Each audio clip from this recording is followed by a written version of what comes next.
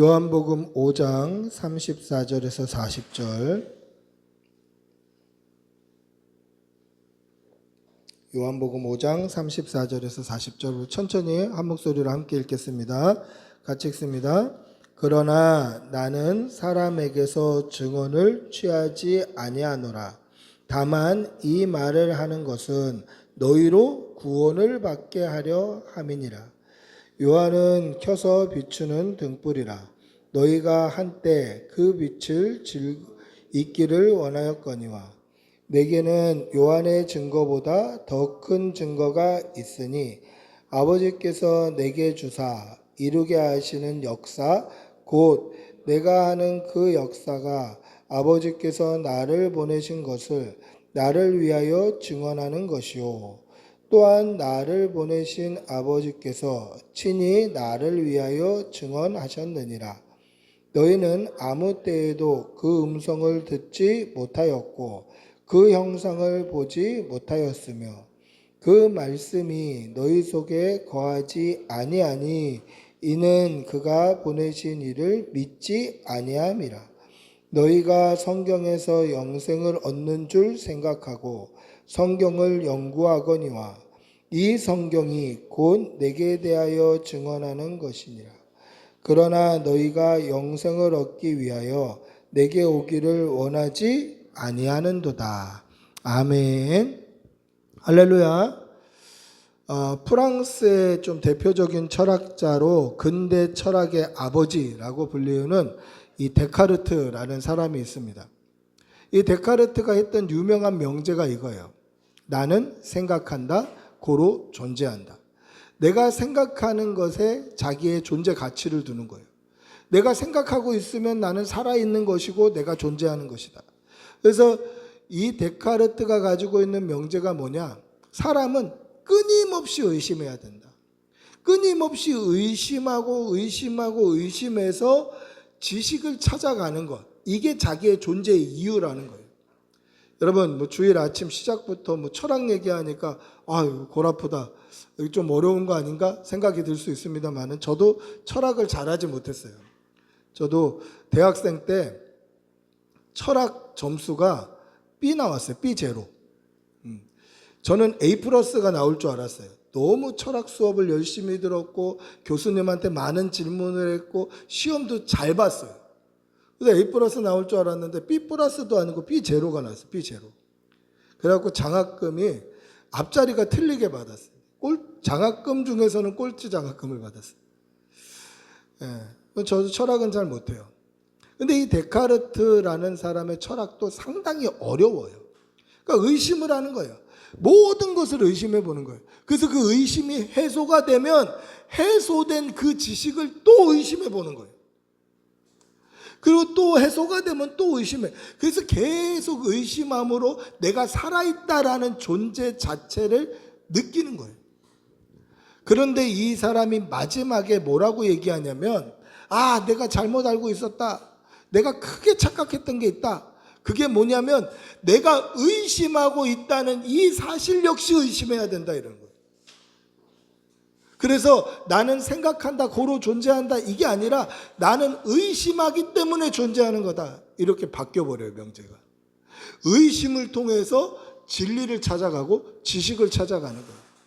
여러분, 의심을 통해서 어느 정도 답을 얻을 수는 있죠. 저게 왜 그러지? 저게 뭐 때문에 그렇지? 이렇구나. 그럼 왜 이렇지? 또 이렇게 의심과 의심을 거듭해서 어느 정도의 지식은 얻을 수 있지만 가장 고상한 지식은 얻지 못해요. 빌립보서 3장 8절에 보시면 바울 사도가 가장 고상한 지식을 이것이라고 이야기를 합니다. 내 주 그리스도 예수를 아는 지식이 가장 고상하기 때문이라. 가장 고상한 지식이 뭡니까? 내 주 그리스도 예수를 아는 지식이 가장 고상해요.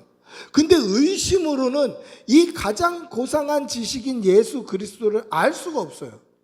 예수님은 무엇으로 알 수 있습니까? 믿음으로 알 수 있는 거예요. 여러분, 의심을 가지고 진리를 쫓아가다 보면 절대적인 진리, 예수 그리스도 하나님 복음 앞에서 막히는 거예요. 의심으로는 절대적인 진리를 쫓아갈 수 없다라는 거죠. 무엇으로 절대적인 진리, 하나님의 말씀, 복음, 예수 그리스도를 얻을 수 있습니까? 오직 믿음이에요. 여러분, 믿음으로 예수 그리스도를 아는 가장 고상한 지식을 여러분들이 소유하고, 그 지식이 우리의 머리로만 아는 것이 아니라 마음으로 믿어 의에 이르고 구원에 이르는 성도들이 되시기를 축복하고 기도합니다. 할렐루야. 오늘 예수님께서는 머리로만 아는 유대인들을 책망하셔요. 머리로만 지식이 가득한 유대인들을 책망하십니다. 그런데 예수님께서 유대인들을 책망하시게 된 사건이 나온 이유가 있어요. 오늘 우리가 읽은 말씀이 나오게 된 사건이 있어요. 우리 요한복음 5장 앞부분을 보시면 예수님께서 예루살렘에 있는 베데스다라는 못이라고 돼 있으니까 이제 우리가 쉽게 생각하면 저수지나 연못을 떠올리시면 돼요. 지금은 이 베데스다에 물이 없습니다만은 예수님 당시에는 이 물이 가득했던 못이었어요. 못. 이 베데스다 못에는 누구든지 이 물이 움직이고 나서 가장 처음 들어간 사람이 어떤 병에 걸렸든지 낫는다라는 그런 전설 같은 이야기가 전해지고 있었어요. 그리고 그곳에는 38년 동안 병을 앓는 한 사람이 있었습니다. 38년 동안 가장 먼저 들어가고 싶었으나 누구도 가장 먼저 자기를 넣어주는 사람이 없었어요. 여러분, 예수님 당시에는 이것이 과학적으로 증명이 안 돼서 잔잔한 호수에 갑자기 물이 움직이면, 예전 성경에는 물이 동하면, 움직일 동자를 쓴 거죠. 물이 움직이면 어떻게 생각했냐면, 이게 왜 물이 움직일까? 잔잔한 이 연못에 왜 물이 뽀글하고 움직일까? 이것을 과학적으로 생각해 보기보다는 우리 눈에 보이지 않는 천사가 날아다니다가 물을 툭 건드렸다, 물을 움직였다라고 생각했어요. 그래서 천사가 물을 움직이게 하면, 천사가 물을 움직이게 한 후에 누구든지 가장 먼저 들어가는 사람이 어떤 병에 걸렸든지 낫는다고 이제 소문이 나 있는 거예요. 근데 이것은요, 천사가 물을 움직이게 한 게 아니에요. 이 예루살렘에 있는 베데스다 못은 지금은 왜 물이 말랐냐면 간헐천이었어요. 딴 데에서 물이 흘러내려오다가 지하수가 거기서 이제 뽕 하고 터져 올라오는 거예요. 지하수가 올라와서 연못이 됐으니까 물이 잔잔하게 있을 때는 이게 어디서 물이 나오는지 잘 모르다가, 간헐천이니까 이제 물만 나오는 게 아니라 때로는 물하고 섞여 있는 거품이나 공기방울이 같이 나와서 뽕 하고 공기방울이 터지면 수면 위가 뽀글하고 움직이는 거예요. 지금은 요단강 물이 수위가 낮아졌기 때문에 이 간헐천이 여기 예루살렘까지, 이 베데스다 못까지 들어오질 못해요. 근데 뽀글하고 올라오면 그들의 상식으로는 누가 돌 던진 것도 아니고 만진 것도 아니고 아무도 없는 이 잔잔한 연못이 갑자기 물이 풍을 하고 움직이니까 이거 천사가 움직였다. 천사가 움직인 후에 천사가 물을 만졌으니 물이 굉장히 거룩하고 뭔가 치유의 능력이 있고 좋은 물로 바뀌었을 것이니 제일 먼저 들어가는 사람이 누구든지 병에 나을 것이다. 그리고 막 실제로 낫는 거예요, 사람들이. 여러분, 이것을 플라시보 효과라고 합니다. 플라시보 효과. 플라시보 효과는 무슨 말이냐면 위약 효과라는 거예요.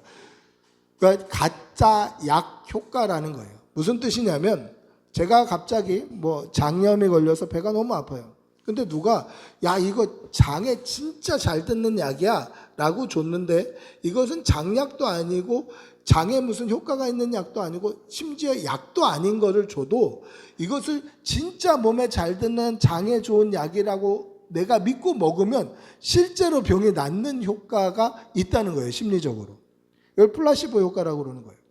그러니까 당시 베데스다 못은 실제로 천사가 만진 것도 아니고 실제로 효과가 있는 것도 아닌데, 그곳에 들어가는 사람이 낫다 하면 낫는 효과가 있는 거예요. 심리적으로 낫는 거예요. 여러분 생각해 보세요. 38년 된 병자가 왜 38년 동안 거기 앉아 있겠어요? 제일 먼저 못 들어가는 거예요. 병이 중한 사람은 못 들어가요. 그럼 들어가는 사람들은 어떤 사람들이 들어가겠습니까? 병이 가볍고 젊고 힘있고 빠른 사람들이 들어가는 거예요. 이게 무슨 VAR이 있는 것도 아니고 누가 먼저 들어갔는지 어떻게 합니까? 그 베데스다 목가에는 행각 5이 있었어요. 가건물이 5개가 지어져 있고 많은 사람들이 질비하게 있었단 말이에요. 그래서 물이 움직이면 우르르 들어가는데 누가 먼저 들어갔는지 어떻게 알아요? VAR을 해볼 수도 없는 거 아닙니까? 누가 제일 먼저 들어갔냐? 우리 느린 화면으로 다시 보자. 할 수가 없는 거죠. 그래서 누가 먼저 들어간 다음에 내가 낫다 그러면 그냥 낫는 거예요. 플라시보 효과인 거예요. 그러니까 베데스다 못은 능력도 없었고 사실은 천사가 만지는 것도 아니었어요. 근데 그들의 마음에 심리적으로 병이 낫는 거죠. 그럼 베데스다 못가에 앉아 있을 게 아니라 사실은 예수님을 만나러 가야 돼요. 예수님께서 38년 된 병자를 찾아가셨습니다. 딱 보기에도 성경에 뭐라고 기록되어 있냐면 병이 이미 오랜 줄 아시고, 그러니까 딱 보기에도 들고 있는 자리, 펴고 있는 그 침낭 이런 걸 보니까 병이 너무 오래된 거예요. 그 사람에게 예수님께서 일어나 네 자리를 들고 걸어가라 그렇게 명령하셨어요. 그리고 그 사람은 병이 나았고 자리를 들고 걸어갑니다. 근데 그날이 하필이면 안식일이에요. 그래서 유대인들이 이야기합니다. 야, 너 안식일에 자리를 들고 걸어가는 것은 옳지 않다라고 얘기해요. 왜 그렇습니까? 안식일에는 하나님께서 일하지 말라고 하셨는데 너 자리 들고 걸어가는 거 일하는 거야. 유대인들이 그렇게 얘기해요. 여러분들 유대인들 눈에는요 38년 된 병자가 병이 나은 것은 보이지가 않는 거예요. 여러분 안식일이 왜 안식일입니까? 안식일은 사람을 위해서 있는 거고 안식일의 주인은 인자이시잖아요. 왜 안식일을 사람에게 주셨죠? 안식하라고 주신 거예요. 안식하라고. 38년 동안 힘들고 아프고 안식하지 못했으니 당장 오늘부터 안식해라 라고 예수님이 그날 고쳐주셨고 그날 그 자리를 들고 사람들 앞으로 걸어가라고 하신 이유는 안식일의 본질이 뭔지 가르쳐 주시는 거예요. 안식일은 사람을 위해서 있는 거야. 봐라, 이 사람이 지금 여기서 나았다. 38년 동안 아팠던 이 사람이 나았다라는 것을 사람들에게 보여주시는 거예요. 근데 사람들은 그 사람이 나았다, 안식을 누리고 있다, 마음에 평안하다, 이것은 관심이 없는 거예요. 하나님이 일하지 말라고 하셨던 그 말씀, 본질과는 상관없이 그 말씀, 문자적인 말씀에 꽂혀서 그 사람이 지금 병이 나았냐, 안식을 누리고 있냐, 그거엔 관심이 없고 너 일하면 안 돼. 누가 그렇게 하라대? 예수님이 하라고 하셨어. 그래서 그때부터 유대인들이 예수님을 박해하기 시작했어요. 근데 예수님을 박해하는 유대인들에게 기름을 부어버려요. 예수님이 뭐라고 말씀하시냐면 내 아버지께서 지금도 일하시니 나도 지금 일한다. 그렇게 말씀하셔요. 내 아버지 하나님께서 안식일에도 너희들 지키고 계시지 않냐. 그래서 나도 안식일에 일한다. 안식일에 일하지 말라는 것은 안식하라고 주신 것인데 일하지 말라는 그 문자적인 것에 지식으로 꽂혀가지고 진정한 안식을 누리지 못하고 누가 안식일을 범하냐, 누가 하나님의 말씀을 범하냐, 남을 정죄하고 남을 정죄함으로 나의 의의를 드러내고 저 사람은 안식일을 범한 인간이니까 저 사람보다 내가 더 의로운 사람이라고 만족하고 그것으로 구원을 얻은 줄 생각하는 그 유대인들에게 예수님께서 하나님이 일하셔서 너희들이 지금 평안한 거야. 그래서 나도 일해. 인자는 안식일의 주인이야. 그렇게 말씀하신 거예요. 그 이유로 예수님을 박해하던 유대인들이 예수님을 죽이려고 하는 거예요. 그러고 나서 오늘 우리가 읽은 본문이 나오게 되는 것입니다. 예수님께서 하나님의 아들이라는 증거가 어디 있습니까? 예수님께서 하나님을 아버지라고 부르시는데 그 아버지라고 부르실 때 예수님이 하나님의 아들이시라는 증거가 어디 있어요? 증거가. 그 증거가 어디 있습니까? 성경이 증거하고 있잖아요. 이스라엘 백성들이 선지자라고 생각했던, 마지막 선지자라고 생각했던 세례 요한도 예수님을 증거하고 있잖아요. 여러분, 세례 요한은 어떤 사람입니까? 세례 요한은 이사야 40장 3절에 이사야 선지자가 예언한 사람이에요. 이사야 선지자가 뭐라고 얘기합니까? 주의 길을 곧게 하라고 광야에서 외치는 자의 소리가 있는데 그가 누구냐? 이게 세례 요한이다. 주의 길을 곧게 하려고, 주님이 오실 길을 예비하려고 광야에서 외치는 자의 소리, 그게 세례 요한이에요. 그러니까 세례 요한, 그 너희들이 선지자라고 생각하는 그 세례 요한도 성경의 지지를 받고 있는데 나는 사람의 증언을 받는 게 아니라 성경의 증언을 받고 있다라는 것을 예수님이 아주 분명하게 말씀하셔요. 우리 한번 같이 읽어볼까요? 34절입니다. 34절, 오늘 읽었던 본문 34절 같이 읽어봅니다. 시작. 그러나 나는 사람에게서 증언을 취하지 아니하노라. 다만 이 말을 하는 것은 너희로 구원을 받게 하려 함이라. 할렐루야. 예수님은 사람에게 증언을 취하지 아니하시는 분이에요. 그럼 누가 예수님을 증언하죠? 세례 요한이 증언하잖아요. 백성들이 선지자로 여기는 세례 요한이 뭐라고 증언합니까? 예수님을 보고 보라, 세상 죄를 지고 가는 하나님의 어린 양이시다. 그리고 성경이 증언합니다. 성경이 예수님이 오신 메시아, 약속된 구원자라고 증거하고 증명하고 있잖아요. 물론 이 예수님이 사역할 당시에는 복음서가 없지만 예수님께서 항상 말씀대로, 기록된 대로 하나님의 말씀을 응하게 하시려고 하나님의 말씀이 이루어지도록 말씀대로 그렇게 사역하셨어요. 그러니까 하나님의 말씀이 예수님의 삶, 사역을 통하여서 하나님의 말씀이 증명되고 있는 거예요. 그리고 하나님이 증명하셨잖아요. 성령님도 증명하시고. 예수님께서 세례 받으셨을 때 성령이 비둘기의 형상으로 예수님에게 임하고 하늘에서는 소리가 들리잖아요. 이는 내 사랑하는 아들이요 내 기뻐하는 자라. 그러니 하나님의 말씀, 성경, 그들이 생명처럼 여기는 율법, 그 말씀만 읽고 깊이 묵상하고 기도만 해도 예수님이 메시아라는 사실, 예수님이 구원자라는 사실은 저절로 믿어지는 거예요. 여러분, 이 사실을 분명히 기억하시기를 바랍니다. 우리가 예수 믿으려고 할 때에 예수 믿는다라는 특별한 노력을 하지 않아도 하나님의 말씀을 읽고 듣고 그 말씀을 깊이 묵상하고 말씀 붙들고 기도만 해도 예수님은 믿어지는 거예요.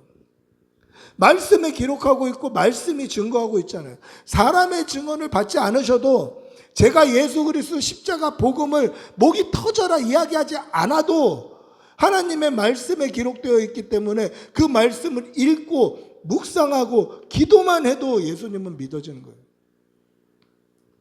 여러분, 날마다 말씀을 가까이 하시는 성도들이 되시기를 바랍니다. 말씀을 가까이 하시고 말씀을 읽고 듣고 그 말씀 붙들고 기도하는 성도들이 되시기를 바랍니다. 그것만 해도요, 믿음은 생겨요.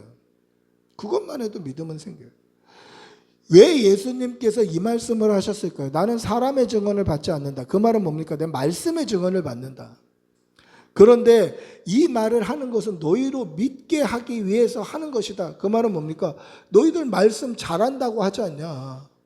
말씀 맨날 연구하고 말씀 맨날 보고 있지 않냐? 그러니 너희가 하나님의 말씀만 하나님의 본 뜻대로만 읽어내도 연구해도 묵상해도 그 말씀 붙들고 기도만 해도 너희들이 나를 믿을 텐데 왜 나를 믿지 못하냐? 이게 답답하신 거예요. 유대인들은 문자적으로만 해석했습니다. 그래서 어떻게 합니까? 안식일에 병을 고치는 예수님 잘못됐다. 그리고 예수님이 하나님을 아버지라고 부르는 거 참남한 죄다. 정죄하는 거예요. 안식일에 안식을 누리는 거 당연한 거예요. 하나님이 우리 아버지 되시는 거 당연한 거예요. 우리의 창조주이시잖아요. 우리 아버지가 당연한 거예요. 근데 그들은 문자적으로 지식적으로만 말씀을 알았지 이 말씀을 믿어 내가 말씀으로 인하여서 거듭나서 변화되는 삶을 살아내지는 못했다라는 거예요. 이게 유대인들의 지식적인 수준이죠. 말씀이 증언하는 그 예수님을 믿지 않았다라는 거예요. 성경을 열심히 읽고 성경을 연구하면서도 성경이 증언하고 있는 예수님을 알아보지 못한 거예요. 오늘 예수님께서 이것을 뭐라고 말씀하십니까? 우리 38절부터 40절 한번 다시 읽어보겠습니다. 38절부터 40절, 38절에서 40절입니다. 같이 읽어봅니다. 그 말씀이 너희 속에 거하지 아니하니 이는 그가 보내신 이를 믿지 아니함이라. 너희가 성경에서 영생을 얻는 줄 생각하고 성경을 연구하거니와 이 성경이 곧 내게 대하여 증언하는 것이라. 그러나 너희가 영생을 얻기 위하여 내게 오기를 원하지 아니하는도다. 아멘. 유대인들이 성경을 연구하고 많이 읽었어요. 근데 하나님의 말씀이 그 속에는 없다는 거예요. 여러분 이거 굉장히 의아한 이야기 아닙니까? 유대인들이 성경을 연구했어요. 많이 읽었어요. 근데 그렇게 연구하고 많이 읽었는데 이게 머릿속에만 가득하지 내 마음으로 믿어지지는 않는 거예요. 이걸 믿어야 말씀으로 오신 예수 그리스도를 믿게 되고 예수를 믿어야 구원을 얻게 되는데 이 말씀이 머리에 지식으로는 들어있는데 마음으로 믿어 의에 이르는 믿음으로는 나아가지 않는다라는 거예요. 여러분 이것이 유대인들이 책망받았던 이유고 사실은 오늘 우리가 우리의 믿음을 돌아봐야 되는 장면이에요. 이게 그들만 그런가요? 우리는 그렇지 않을까요? 하나님의 말씀이 우리의 삶 가운데 드러나고 증명되고 있습니까? 말씀대로 살고 있나요? 여러분 하나님의 말씀은 지식으로 머리에 인다라고 해서 구원을 얻는 게 아니에요. 왜 유대인들은 하나님의 말씀을 많이 알고 그리고 그 말씀대로 오신 예수님이 계심에도 불구하고 말씀을 연구했음에도 불구하고 말씀은 아는데 예수님을 믿지 못한 것일까요? 그 이유는 39절에 보시면 성경에서 영생을 얻는 줄 생각하고 그들은 성경을 많이 알고 있으면 영생을 얻는다고 생각했어요. 성경의 지식이 많으면 성경 박사가 되면 영생을 얻는다고 생각했어요. 성경을 많이 아는 것으로 내가 저 사람보다 더 귀한 존재라고 생각했어요. 그래서 그 성경을 어떻게 사용합니까? 남을 정죄하는 데 사용하는 거예요. 남에게 손가락질하고 지적하는 데 사용하는 거예요. 안식일에 자리 들고 가는 거 그거 성경적으로 옳지 않다. 지적하는 거예요. 그 순간 안식일에 나는 자리를 들고 가지 않았기 때문에 나는 안식일을 잘 지켰고 경건한 유대인이라고 스스로 판단하는 거예요. 그래서 성경을 많이 아는 것으로 성경을 많이 알고 연구하는 것으로 나는 당연히 영생을 얻는다라고 여겼다는 것이죠. 그런데 기억하세요. 영생으로 가는 길은 지식이 아니라 믿음이에요. 영생으로 가는 길은 경험이 아니라 경력이 아니라 얼마나 많이 알고 있느냐, 얼마나 많이 내가 경험을 했느냐가 아니라 오직 믿음임을 반드시 기억하시기를 바랍니다. 그리고 믿으시기 바랍니다. 우리가 얼마나 많이 알고 있느냐, 얼마나 많이 연구했냐, 내가 신학 박사다, 하나님의 말씀 박사다, 이게 중요한 게 아니라 그 말씀이 내가 말씀을 믿음으로 말미암아 그 말씀으로 인하여서 내가 거듭나고 변화돼서 그 말씀이 이론으로 남아있는 것이 아니라 오늘도 살아계셔서 내 삶에 영향력을 끼치고 내 삶을 변화시키고 말씀으로 인하여서 변화된 성도의 아름다운 말씀대로의 삶이 나타나는 것이 믿음의 삶이라는 거예요. 그게 구원받는 성도의 삶이다라는 거예요. 여러분, 이 사실을 분명히 기억하시기를 바랍니다. 머리로만 아는 것이 아니라 마음으로 믿어 그 말씀이 우리의 삶 가운데 깊이 영향력을 끼치며 그 말씀의 영향력으로 말미암아 나에게 거듭난 성도의 삶이 나타나는 거예요. 그래서 말씀으로 말미암아 내 삶이 변하고 표정이 변하고 말이 변하고 인격이 변하는 이 변화된 거듭난 성도의 삶이 말씀 때문에 나타나는 것, 이것이 믿는 성도의 삶이라는 거죠. 여러분, 말씀이 여러분들의 삶을 변화시키기를 축복합니다. 좌우의 날선 어떤 것보다도 예리하여서 우리의 관절과 골수와 심령과 우리의 모든 것을 찔러 쪼개서 과거에 죄에 속해 있던 내가 죽고 그리스도로 말미암아 다시 거듭나고 말씀으로 거듭나고 하나님의 그 음성으로 거듭나고 하나님의 뜻으로 거듭나고, 그래서 믿음의 삶이 우리의 삶의 현장 가운데 드러나는 성도들이 되시기를 축복하고 기도합니다. 할렐루야. 우리 아내가 저에게 그런 질문을 했어요. 어제 그런 질문을 했던 것 같은데, 내가 이 말씀을 묵상하면서 아, 맞네, 이런 생각이 들었던 적이 있었는데, 모세가 하나님 앞에 40일을 있었을 때, 그러고 나서 다시 내려왔다가 두 번째 돌판을 가지고 다시 올라갔을 때 모세의 얼굴이 해같이 빛나요. 그래서 사람들이 두려워해서 얼굴에 수건을 덮어놔요.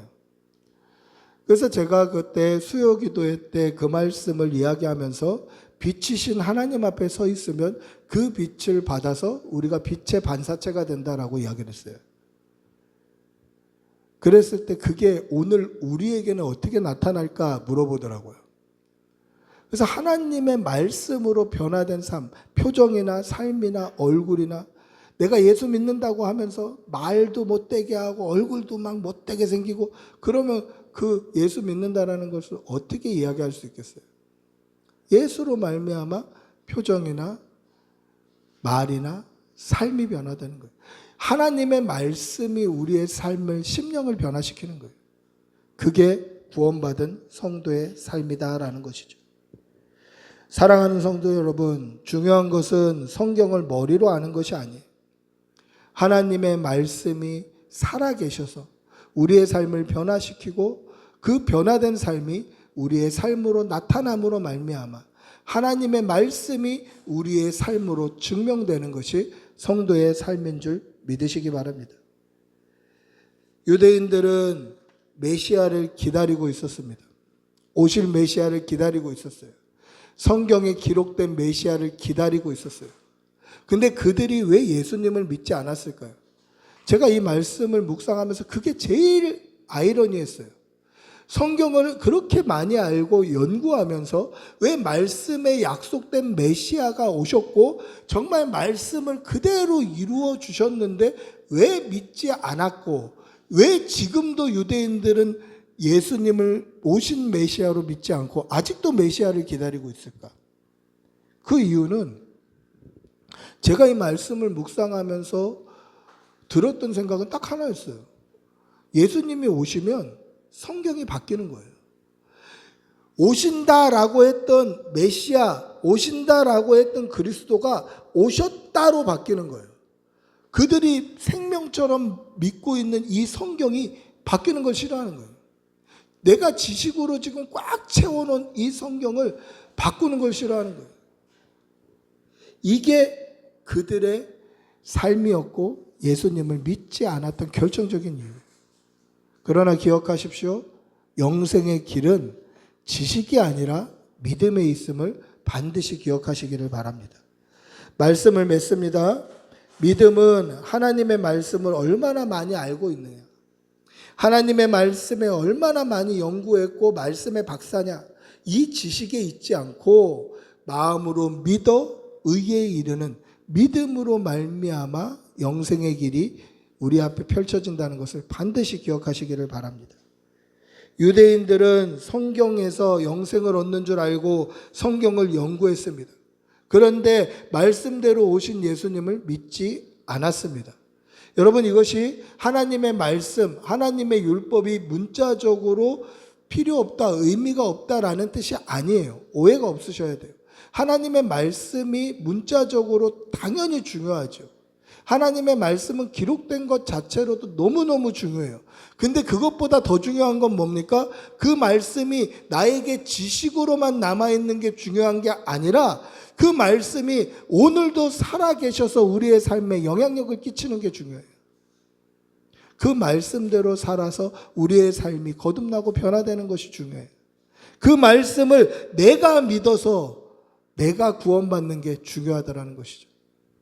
사랑하는 성도 여러분, 하나님의 말씀을 오늘도 내가 믿어서 그 말씀대로 영생의 길을 찾아 누리는 성도들이 되시기를 바라고, 예수님이 이 땅에 오신 이유 역시 우리가 예수 그리스도를 믿음으로 말미암아 영생을 얻는다는 것을 분명히 기억하시고 예수님 붙들고 십자가 붙들고 오늘도 승리하는 주의 백성들이 되시기를 축복하고 기도합니다.